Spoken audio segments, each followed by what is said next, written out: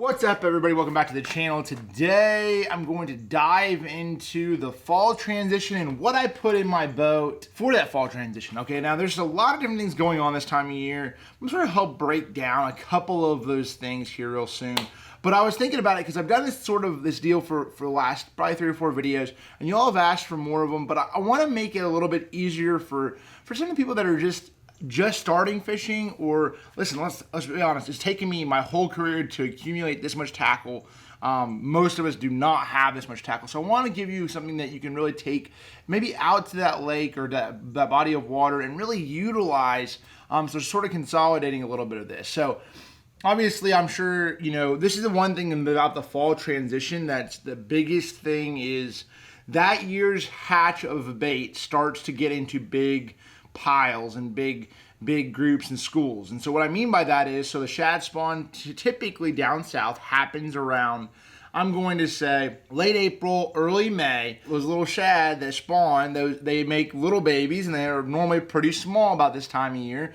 And that is what the fish start to key on. That is really why I think the fall transition is so hard. As that year's hatch of shad grows up, these fish start to break up. And what I mean by that is you have like June and July where fish are offshore, they're grouped up, and as these schools of bait that are real small are all scattered throughout the lakes, these fish start to leave those pieces of cover, those flats, those areas, and start to scatter and suspend more. That is the biggest thing, and that's one of the reasons why fall fishing in that fall transition time is so difficult, because they could literally be busting out in 60 foot of water out in the middle of the lake on shad, and that's tough to really target. So fish are scattered out. What happens is, I feel like more than anything, is we start to target fish that probably have been there for a long time, but what happens is they are the fish that you have to target to really get bit or more consistent patterns.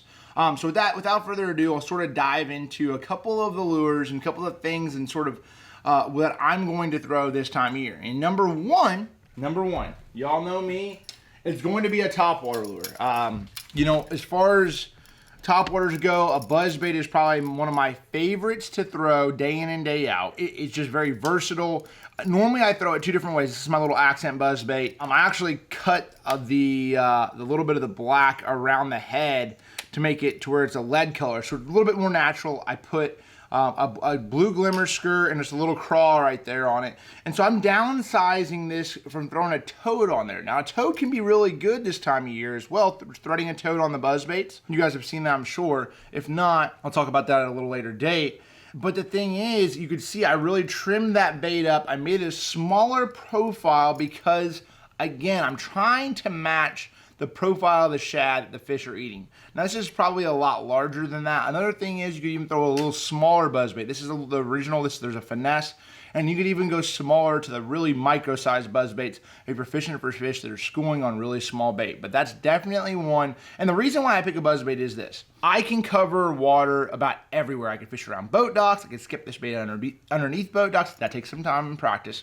I can fish it around flats, I can fish around grass, I can fish around wood, basically anything that I need to, and I can cover a lot of water, okay? So where you might be throwing a pop R or a poppin' style bait, or other topwater baits that normally you let them sit, this is just a cast and reel, and I can cover a lot of water and figure out what the fish are on. So that is the reason behind the buzzbait, and then the downsizing that bait. Normally you guys do see me throw a toad on there. So that's one thing right there. Now as far as rod and reel combination, I'm gonna go with a 7-foot medium heavy action rod.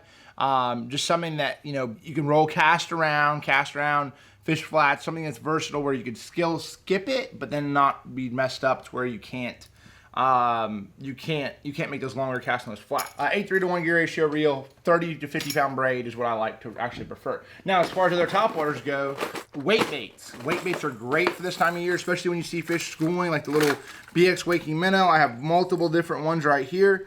That's a really good all-around bait to throw when the fish are blowing up on small bait and you have flat, calm conditions. So when you have flat, calm conditions, a lot of times if I see a lot of fish that are blowing up on bait, saying schooling over, you know, suspended in 20, 30, 40 foot of water, in clear bodies of water, or even on grass flats, a weight bait is a really subtle bait that works really well when those fish are doing that. Next, walking baits. I mean, you can throw pencil popper style baits, you know, traditional walking baits. Really all that is gonna have to do is just depending on what's going on, but walking baits are great for those big flats, expansive flats.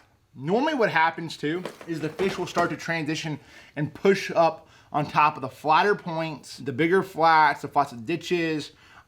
They start to gang up on those places. So they leave the deeper water for the most part. There'll still be a few in the deeper water this time of year, but they're transitioning to the bigger flats. So that's sort of something that will start to transpire. And so if you're up north already, so I'm thinking like if Indiana or even further north, you're already seeing this probably start of that fall feed, where down south, it's still a little bit of it's that summer fall transition that can happen. And we're starting to get those cooler nights, which tends to make that bite start to really start to happen. You know, on the Tennessee River, the water starts to drop, which really makes the fish start to move even more. And it has not really started to happen yet, but I'm starting to see fish blowing up, starting to see fish scattering out. And so this is a really good telltale sign that this is starting to happen. That fall transition is really starting to really make hay. Now, as far as going into the next bait that I'm probably going to throw and type of bait is a crankbait, okay? A really good pattern this time of year, if you can't get the flats or the topwater fish going on your body of water, is going into some of the backs of the creeks or to the stained water and throwing a square bill or like this little DT4 around. The thing is, again, size of bait is very key. So if you're on a body of water, particularly that has a little bit larger bait and they're eating bluegills, maybe up north, you might want to try something a little bit different. But if they're on smaller profile bait, that year's hatch, that is when I'm going to pick up a bait like this DT4 and really just roll cast around rock, around docks, around wood. Normally that back of the creek, last third of the creeks is really a good technique or a really good pattern to run this time of the year. And so that's what I'm going to try to do. This bait right here is, if you haven't done the DT4, you might want to just try it. It's a sort of a unique profile. It has a little bit harder kicking action. Small profile still, but at the same point in time, it's just something, it's one of my favorite in the DT lineup. Now, I have quite a few others. I have flat sides right here, a whole bunch of flat sides that I'll have in the boat as well. You know, like I'll probably throw that one. This is the Otts, the OG, Otts Garage, little flat side slim. So that's a little green gizzard color, so if the water's a little bit cleaner. And I try to get it as natural as I possibly can, because I feel like even in some of that stained water, the fish are they're getting so keyed into some of that natural tinted, the natural hues of a shad. That seems to work the best for me.